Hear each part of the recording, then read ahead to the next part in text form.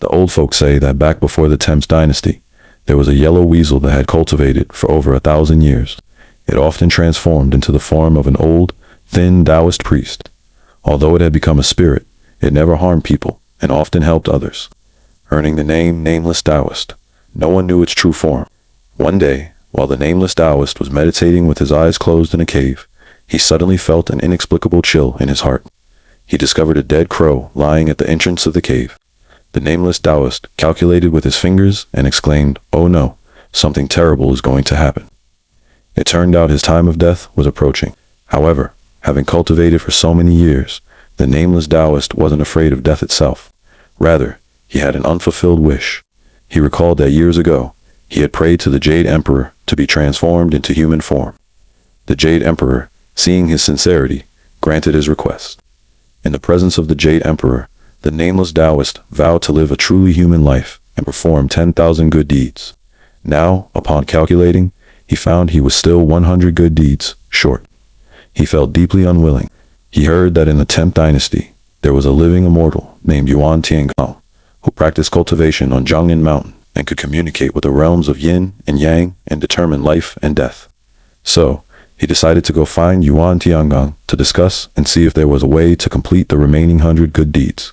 The Nameless Taoist transformed once again into the form of the old Taoist priest, hunched over, leaning on a walking stick, and headed straight for Zhongnan Mountain. Yuan Tiangong was a true immortal. As soon as the Nameless Taoist arrived at Zhongnan Mountain, Yuan Tiangong knew and specifically sent his disciple down the mountain to welcome him. Upon meeting Yuan Tiangong, the Nameless Taoist quickly knelt down, paid his respects respectfully, and then truthfully explained the whole story from beginning to end. Yuan Tiangong was moved by the Nameless Taoist's sincerity, but said helplessly, "Everything has its destined course. It's not impossible to escape this calamity, but you must find the right moment and the right omen. If you can seek a favorable sign, you might live. If you cannot, then death is inevitable. It all depends on your destiny." Upon hearing this, the Nameless Taoist promptly kowtowed and asked what he should do. Yuan Tiangong thought for a moment and told him the story of Biggin from the Shang Dynasty. Biggin, because he possessed a 7-apertured exquisite heart, was killed when King Zhou cut out his heart. Zhang Zia wanted to save him and gave him a set of protective charms. He told him to go out onto the street and ask people, "Can a person without a heart live?" Zhang Zia wanted to save him and gave him a set of protective charms. He told him to go out onto the street and ask people, "Can a person without a heart live?" As it turned out, Biggin encountered an old woman who said, "How can a person without a heart live?"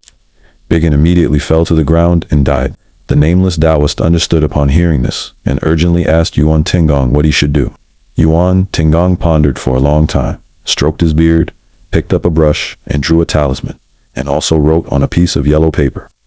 After finishing, he handed the talisman and the note to the Nameless Taoist, saying, "Heaven's secrets cannot be revealed. Whether you can survive depends on your destiny." Yuan Tiangong instructed him, "After you descend the mountain, when you see a particularly dirty beggar, ask him, 'Does the Huang family have enmity?' If the beggar says yes, then burn the talisman in front of him, and the beggar will die immediately. If he says no, then open this note."